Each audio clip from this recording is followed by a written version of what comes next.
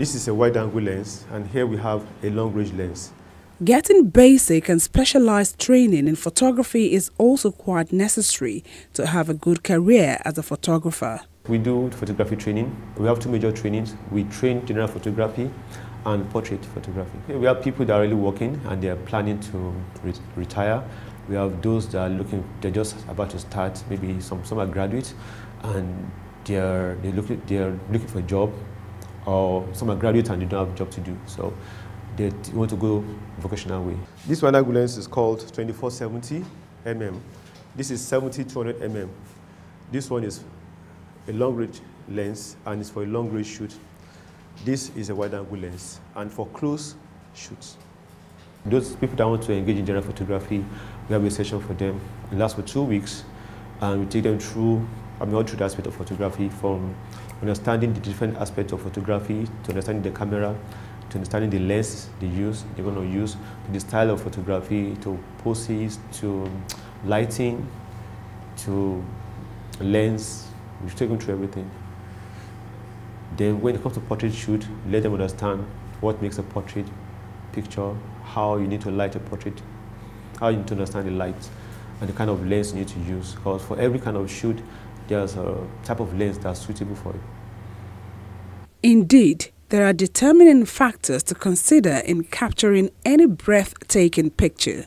I try to go out with a very, very open mind, and I'm just constantly looking around, because I find that if I go out with a preset mindset, I would miss other things that are happening because I've narrowed my search view to the story that I want.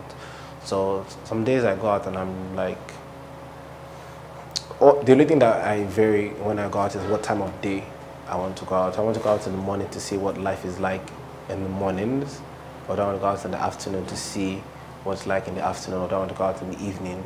Because those three different types of days, time of the day have three different stories. At one time I was at the Lekki Ikoyi link bridge just around when the sun was setting, and it was one of the most beautiful views that I had seen of the bridge, and I had to document that as well. So I see, for instance, this background. You have green, you have pink, you have white, you have yellow.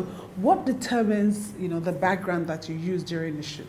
For the plain backdrops, if I want to take a fashion shoot, for instance, I use gray, or I use brown at times.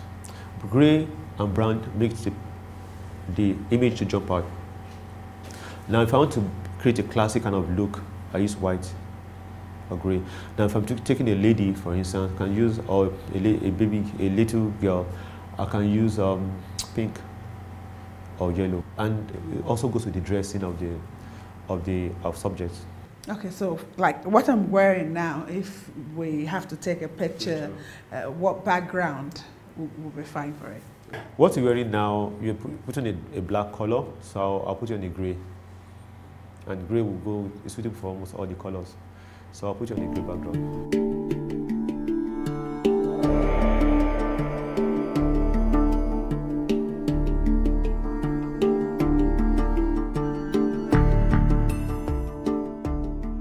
After photo sessions, post-production takes the stage.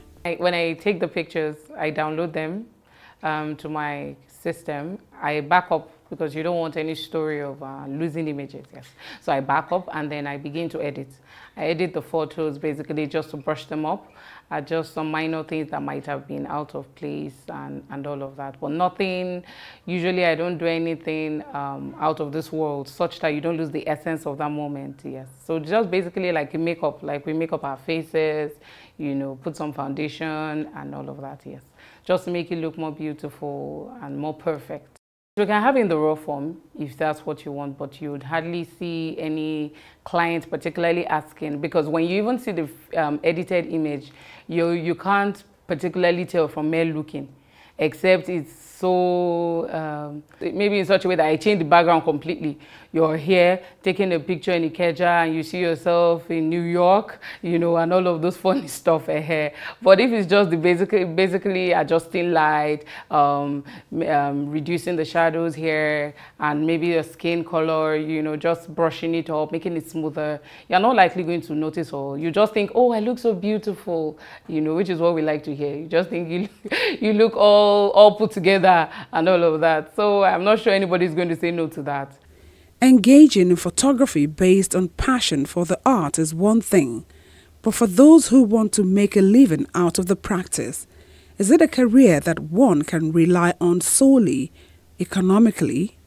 When I started, to be honest, like I didn't see photography as something that would actually pay the bills, because it just felt like I get a camera and I go to one event and take pictures. So I met a few photographers, and I was very privileged to meet photographers who were already far into the game, and I realized how much, like, they opened up to me on how much they were making, and so I saw it like photography, to be honest, doesn't pay the bills in the short term. You need to have shot and shot and shot, then get the credibility before you get to that level where it will start. So as at the time I started, photography wasn't paying the bills. Like, I could not even afford to upgrade camera equipment that I had. I saved up, got a small camera, and shot with it for so long. And I was even trying to do other stuff to get money too. But at the time I am, as at now, I've grown to the level that photography has started paying the bills. Like, I can solely rely on photography at the moment and I'll be fine. Now the pricing also, a lot of people come and price competitive, it's very competitive. For you to be premium, to charge premium, you need to be very good. And you need to create a lot of awareness. Beyond the photography, the other soft skills you need to have, like getting early to events, for instance, being reliable. There's some corporate bodies that call us. Some just have an event that same day and they call us that same day, and we're just that same day before the event, and they're happy we do that. With the advent of smart camera phones, is there anything professional photographers should worry about? So it's great, but there's still so many things you can't do with your phone right now, you know, that you're able to manipulate with your digital, your professional camera as a professional. And though the gears are important, but beyond the gear is also the skill, the person behind it, you know. So in photography, we say something about the eye of the photographer. I can even take a regular phone and take some pictures that even you, the owner of the phone, might not be able to take because of the way my eye is trained, you know, what I'm looking at, how to focus my my viewers' attention to the subject, how to de-emphasize maybe a very funny, dirty background. You might not have all that knowledge and know how to do it, even though you have the device. So far, I've been seeing good stuff, to be honest, compared to like in 2012, 2013. Most of us didn't know what we were doing. Most of us were still finding the growths that we were looking for. But now I see that we are heading towards the right direction, because on Instagram I see so many great, amazing pictures taken by loads of Nigerians, and I am being inspired as well. So I see that we're going through the right track. And last year we had our first photography conference where we had like international photographers that we look up to. They came into town and they were part of the conference. They spoke, they taught, they inspired, they educated us.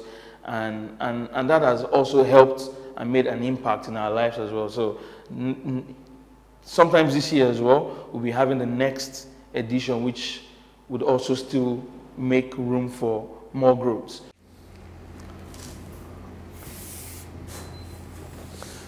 Although I mentioned gray initially, we can also use white. You can even use brown. Okay. So please kindly come and take the stage. Okay. Okay. Finding myself in a photo studio after a long time, I take the opportunity to document my visit by striking some poses. Okay, can you tilt a bit this way? Then turn. Turn.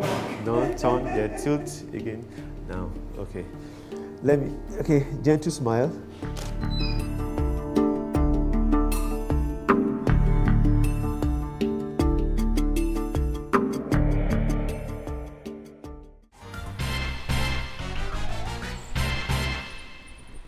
Now I think I need to improve on my picture posing styles. By the way, shouldn't photographers be classified as historians because their documentation of some moments and occasions helps keep today's events as history for generations yet unborn? Some people might say they don't like taking photographs, but I think it should be one practice we all need to embrace. That's the show for this week. I am Yomi Otaigbe, thanking you for watching Community Reports.